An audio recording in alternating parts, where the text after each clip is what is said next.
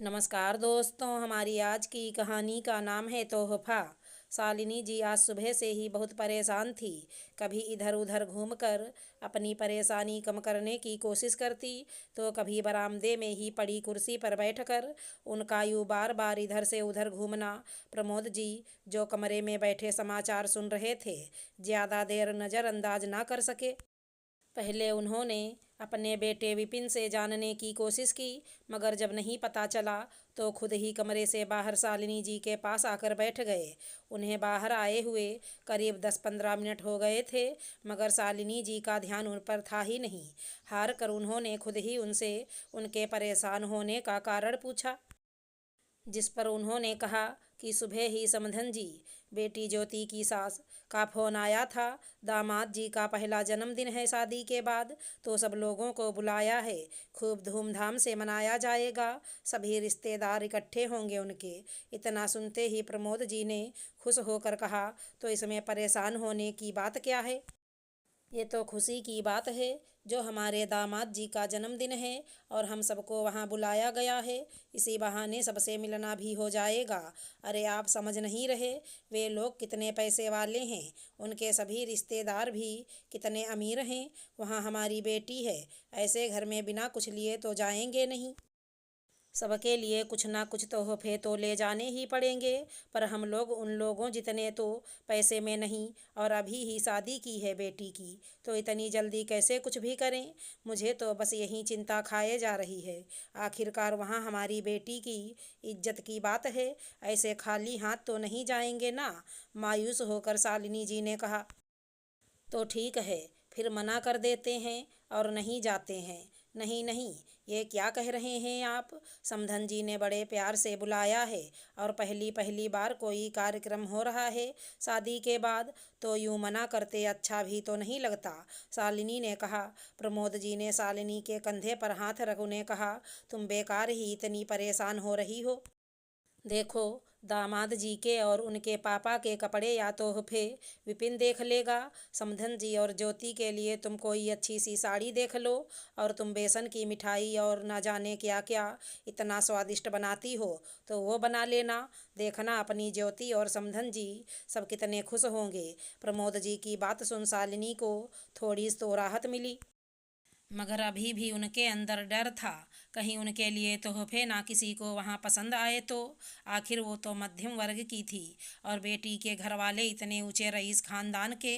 उसने समय रहते मिठाइयाँ तो बना ली थी, अब थी बारी कपड़ों की, जो विपिन अपने जीजा जी और उनके पापा के लिए तो ले आया था, और प्रमोद जी भी समधन जी के लिए सुंदर सी साड़ी लाए।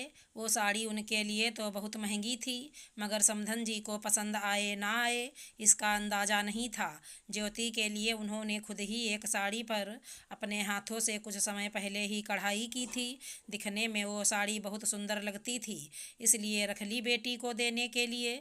जन्मदिन का दिन भी आ गया। तीनों लोग जाने के लिए तैयार हुए।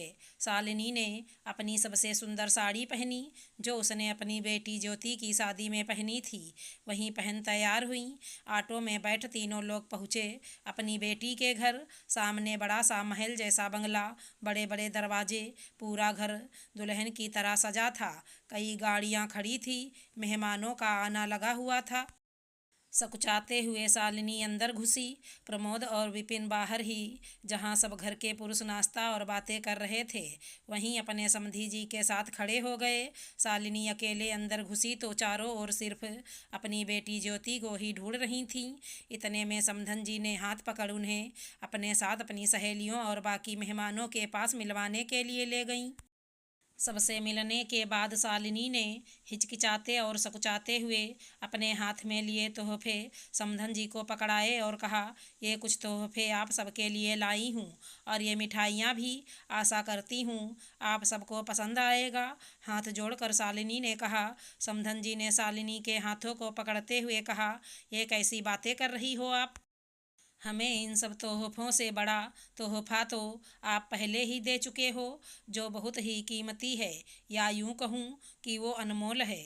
इस तोहफ़े के सामने इन सब की कोई ज़रूरत नहीं थी। शालिनी बिना कुछ समझे एकटक उन्हें निहारने लगी। उसकी दुविधा को भांपते हुए समधन जी ने फिर कहा, अरे भाभी जी, आप ऐसे डरिए मत। मैं उस अनमोल तोहफे की बात कर रही हूँ जिसने मेरे घर आकर मेरे घर को स्वर्ग बनाया है। उन्होंने ज्योति अपनी बहू का हाथ पकड़ उसे शालिनी के सामने लाते हुए कहा, आप ही बताओ, इतना बेशकीमती तोहफा देने के बाद किसी और तोहफे की ज़रूरत थी क्या?